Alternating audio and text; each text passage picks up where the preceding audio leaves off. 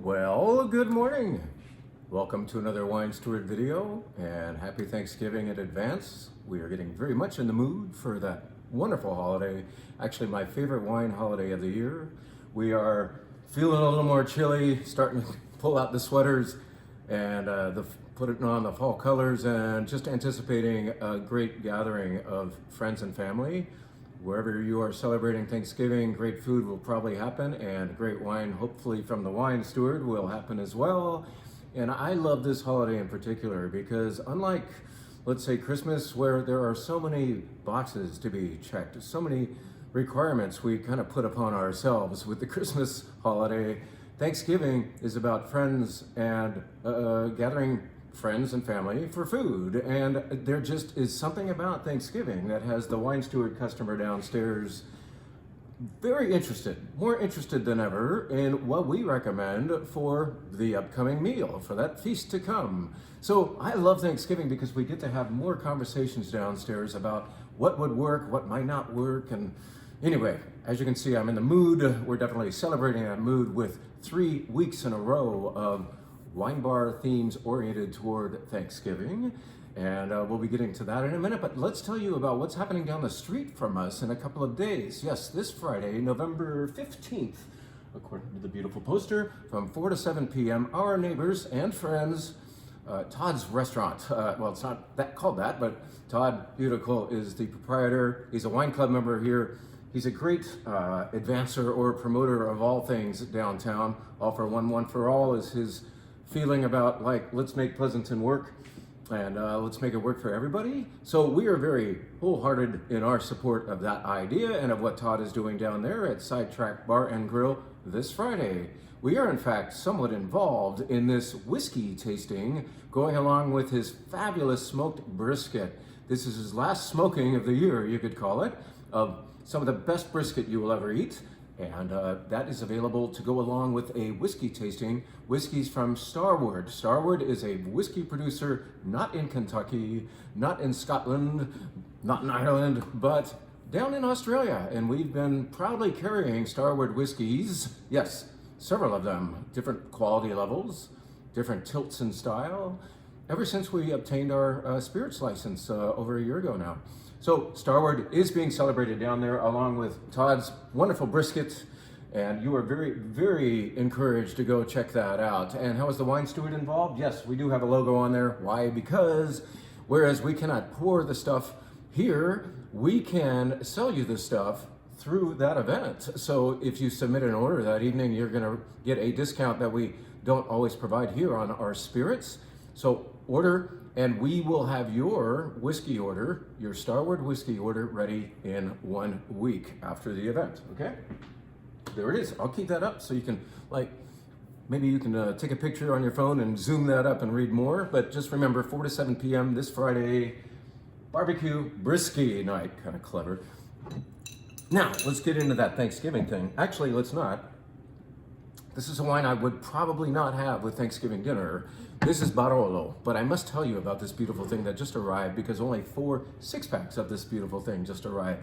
This is Paolo Sordo Barolo 2016, a fantastic year. And also we're going back in time a little bit, allowing a Barolo needful of time to settle down a bit. You know, it's one of the tannic wines of the world, and you don't drink it by itself. You have it with a feast, maybe not Thanksgiving feast, but definitely winter fare like braised short ribs and also buco and things like that are just magical with this very durable Nebbiolo. Yes, Barolo is the location, and Nebbiolo is the grape. We can get even more site-specific about the location by saying this is from the Cru, or little neighborhood within Barolo of Monvigliero. And those who know that Cru love it. It is one of the cherished sublocations, you could say, of Barolo, Monvigliero. Now, per Monvigliero and Barolo, let's tell you, who are listening carefully, who are available this coming Tuesday night, that there are 2 seats remaining for an all Barolo evening. So we're gonna have the wines of Paolo Scavino. Yes, another Barolo producer will be featured this Tuesday night. So 6 days from now, right?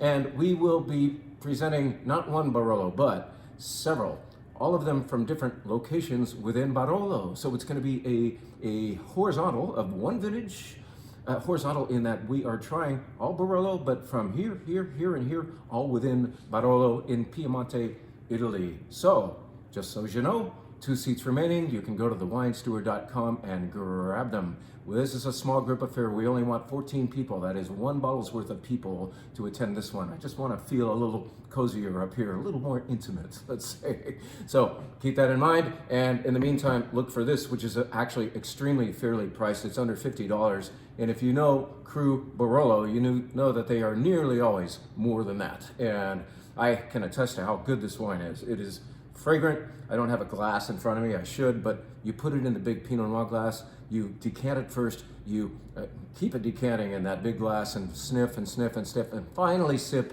and say, where's the food? And hopefully that's nearby. And just one of the greatest winter or cool weather wines, cold weather wines that you could ever savor. Barolo, 4 6-packs of that goodie. Okay, let's put this in front of you. This is a beautiful Burgundy, and it reminds me to tell you to announce, ta-da, that on November 24th, that is Sunday, November 24th at 4:30 p.m., yes, an earlier start than usual, we will celebrate the other great sniffable wine location of Burgundy, France, Bourgogne, if you want to say it the French way. Burgundy is represented here by this Vin Romanée, a very, very famous sub-region of Burgundy. We will not actually be pouring this. I'm just letting you know that this is also available. This wine is on the shelf right now, and this is meant to remind me to tell you about that Burgundy event. Now, these are the imports of Jeff Welburn. Once again, all of these Burgundies were brought in by that intrepid finder of wines, and yet Jeff will not be able to join us this time, so the wine steward will take on the presentation duties, if you will. We will put on a PowerPoint. I highly advise that you order the cheese and charcuterie platter designed for this event to go along with your sips of white and red Burgundy and even Cremant Bourgogne. And you're wondering what the hell is that, perhaps? And we will tell you what Cremant Bourgogne is. This is meant to be a sales event, of course. We hope to sell you some beautiful Burgundies, but it's also meant to be informative, to teach you about arguably the greatest wine region in the world, or at least let's say this, and you can wonder why I'm saying it, the original wine region, the world's original wine region. Let's wonder about that. Burgundy, boom, that's coming. Sunday afternoon, evening, 4:30 p.m. The Sunday before Thanksgiving. Get you in the mood for that feast in that, hey, red Burgundy, beautiful with that turkey. Let's talk more turkey, shall we? Let's tell you about just a couple of the wines that are on the WineBar flights this week. Yes, we are doing Thanksgiving 3 weeks in a row up here. Next week, by the way, we will celebrate Ugel Day. Ugel, who the heck is that, or what is that? Ugel, don't say it the German way, because right now Alsace, France, is in France, not in Germany, right? It depends on who won the last conflict. And yet, you could say Ugel, like as if it's a German name, or you could say Ugel, because now it's a French name, all right?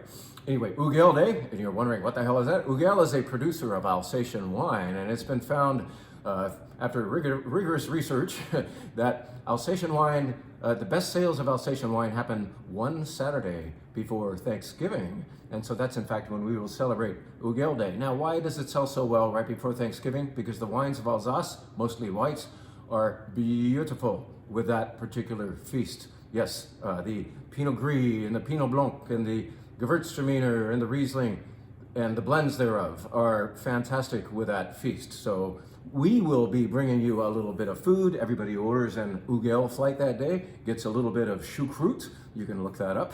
We can elaborate more in the next video. But anyway, be anticipating the final week enjoying Ugel Day as part of that week.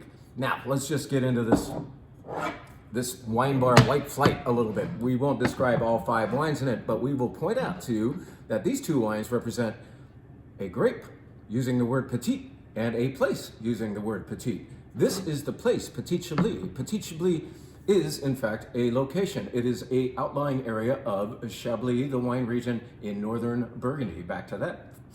Chablis is always, by local wine law, white and made of what grape? Chardonnay. But it's not the big, fat, rich, oaky, buttery Chardonnay. This is a very cool area that is blessed with prehistoric seabed in the limestone, Kimmeridgian limestone form. And both the weather and that soil type, confer nervousness, beautiful anxiety to these white wines from northern Burgundy, known as Chablis. Petit Chablis happens in the flight. Petit Chablis, once again, class, this is a location of wine, Petit Chablis. Here is Petit Arban. Petit Arban is, in fact, perhaps the best known white grape in Switzerland. And here, in this case, it is grown in a fantastic vineyard in Mendocino County known as Alder Springs Vineyard. And Petit Arban, I've never even seen one in California until we found this and immediately chose it for our white wine club. We bought extra so that we could put it in the Thanksgiving wine flight. Why is this in the flight? Because it's a gimmick? Because it's a novelty? Well, it is interesting, isn't it, to try your first Petit Arban, but it's especially in here because it goes so well, or will go so well with your Thanksgiving dinner. This white has fruit weight. It is not oaky weight. It is a richness of fruit happening here, a nice mouthfeel happening in this Petit Arban from Alder Springs Vineyard, and I recommend that you enjoy it along with the other 5 wines in that white flight. Now, let's describe 2 wines, just 2, that are in the red flight. And it might surprise you after I told you that Nebbiolo, coming from Barolo, is probably not a great Thanksgiving wine because of its tannins. This Nebbiolo, coming from Piemonte, Italy, but from the more generally named or described, geographically described, Langhe subregion of Piemonte. This one is more accommodating with its fruit. Yes, it still has some of the bite, some of the tannic bite of that's for which Nebbiolo is known, but the fruit in this pretty wine, especially when you have it in that Pinot Noir glass, is just endearing. So this is in fact a Thanksgiving wine recommendation. This just recently found Viberti Langhe Nebbiolo from Piemonte, Italy. And here is not a wine on the flight. This is the other one that I'd like to describe. This very ornate label represents a beautiful Garnacha within. Garnacha is the other name for Grenache, and maybe we should be calling it Garnacha because that Spanish name, that is, because in fact Garnacha came from Spain originally, and in fact it came from very close to here. This is basically the source for the Grenache grape, the original place where Grenache was born somehow. And Garnacha, as grown here, is darker than the Grenache you see in France or in California. Just that clone, the local clone, is just gives you a little more darkness. But what you really get here, especially in that Pinot Noir glass, is beautiful, generous fruit. And whereas we are pouring the Nebbiolo first because it's a little more delicate in color and in impact, this wine has big fruit impact and it happens last on your flight. Breca Garnacha, this was beloved at our recent Spanish wine tasting, and I thought I'm gonna buy more of this because I can imagine people really enjoying this at Thanksgiving. And I can't imagine any attendee, your aunt, your grumpy uncle, or anybody else disliking this fruit-forward Garnacha from Calatayud, Spain, one of my absolute most favorite places in the world that no other American has probably visited very often or at all. This is not a well-known area, but the topography is dramatic. Nearly all the wines are made by cooperatives, where here in Calatayud, you don't, as a farmer, own hundreds of acres. You may only own 2 or 5 acres of grapes. And so that's not enough for you to support your opening up your own winery. So instead, you pick your grapes and you bring them to the Pueblos cooperative. So every little pueblo out there tends to have a cooperative winery where everybody throws in and is rewarded according to his or her contribution of quality and tonnage of grapes. Those co-ops also bring in the cherries that are grown in this area and the peaches and so on. This is a beautiful area where grain fields are right next to cherry orchards, which are right next to plots of old vine Garnacha. Yes, almost all the vines here are ancient. And it's just a beautiful place with beautiful people, real people. I just go on about Calatayud.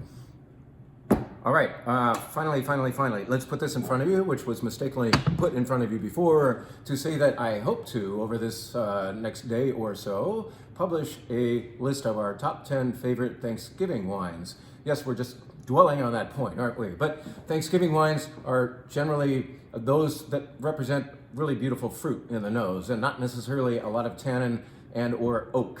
And so fruit-forward wines include the wines of Beaujolais. Beaujolais is a wine region just south of Burgundy in France. And the grape there, the primary grape, really the only red grape for all intents and purposes is Gamay, the Gamay grape. And when it is grown in a better sublocation of Beaujolais, it deserves a more site-specific name. So this sublocation, very, very famous, at least within the subject of Beaujolais, is Moulin au Vent. Moulin au Vent is the name for windmill, and there's a very ancient windmill within this region. You drive right by it as you are navigating Moulin au Vent. The soil here is very red. There's a lot of iron in the local granite, and it is striking. I forgot to bring my rock that I plucked out of the ground there once, but Moulin au Vent is one of the great Cru Beaujolais, and yet this is not a expensive version thereof. We had a very nice opportunity to buy the last 3 cases available of this particular one at a better price after tasting and really liking the wine. And so this is in the very low 20s for regular price, and you wine club members are, I think, gonna dip under $20 for this beautiful wine that you want to put a very slight chill on and enjoy in a big fat glass, that Pinot glass. Back to that idea.